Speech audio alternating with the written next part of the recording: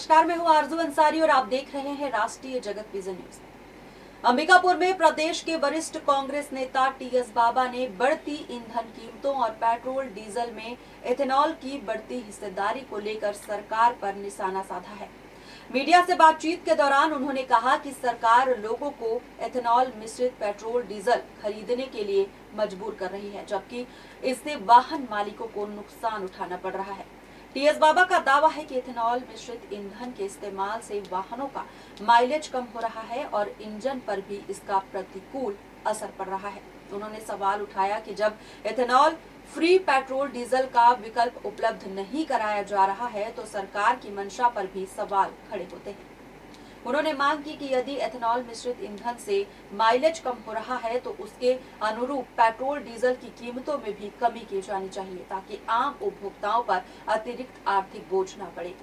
TS बाबा ने Brazil और America का उदाहरण देते हुए कहा कि वहां पहले एथेनॉल के अनुकूल इंजन विकसित किए गए, उसके बाद इस तरह की व्यवस्था लागू की गई। उनका कहना है कि भारत में भी ऐसी व्यवस्था लागू करने से पहले जरूरी तकनीकी तैयारी की जानी चाहिए थी। साथ ही उन्होंने सरकार से मांग की है कि उपभोक्ताओं को एथेनॉल फ्री पेट्रोल डीजल का विकल्प भी उपलब्ध कराया जाए और इस नीति पर पुनर्विचार करते हुए आम लोगों के हितों को प्राथमिकता दी जाए। मुझे किसी ने बताया, मैं इसमें एक्सपर्ट नहीं हूँ, लेकिन मुझे किसी ने बताया कि शायद 2023 के पहले के जो मॉडल हैं, यानी हो सकता है कि 2023 के बाद जो मॉडल बन रहे हैं उनमें E20 या E10 या इथेनॉल का उपयोग होना है, तो उन गाड़ियों में कोई ऐसी व्यवस्था कर ली गई हो कि नुकसान कम हो रहा है। अमेरिका में देखिए क्या होता है, वहां भी इथेनॉल का इस्तेमाल हो रहा है, वहां विकल्प है। आप इथेनॉल फ्री फ्यूल भी इस्तेमाल कर सकते हैं, आप E5 इस्तेमाल कर सकते हैं, आप E10 कर सकते हैं, E20 कर सकते हैं, E30 कर सकते हैं। पिछली बार बात हुई थी ब्राजील में तो E55 है, E55 है, लेकिन उनने गाड़ियों को पहले किया और फिर उन्होंने इथेनॉल को उपयोग में लाया। और अगर आपके पास कोई गाड़ी अभी भी 2000 की है, कंडम नहीं हुई है, चल रही है, उसमें अगर आप इसको यूज करोगे तो कबाड़ा होना ही है या नुकसान होना ही होना है।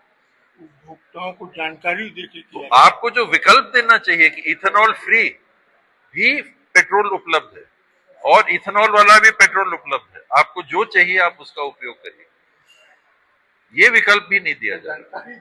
यानी ऐसी है बात, सांस नहीं ले सकते, आपको E20 ही उपयोग करना पड़ेगा बिना विकल्प के, ये गलत है। E20 के लाभ अगर हैं, E20 से अगर प्रदूषण कम होगा, E20 से अगर माइलेज कम होगा, E20 से अगर दाम कम होंगे पेट्रोल के, तो वो लागू होके दिखने चाहिए, तो वो नहीं हो रहा।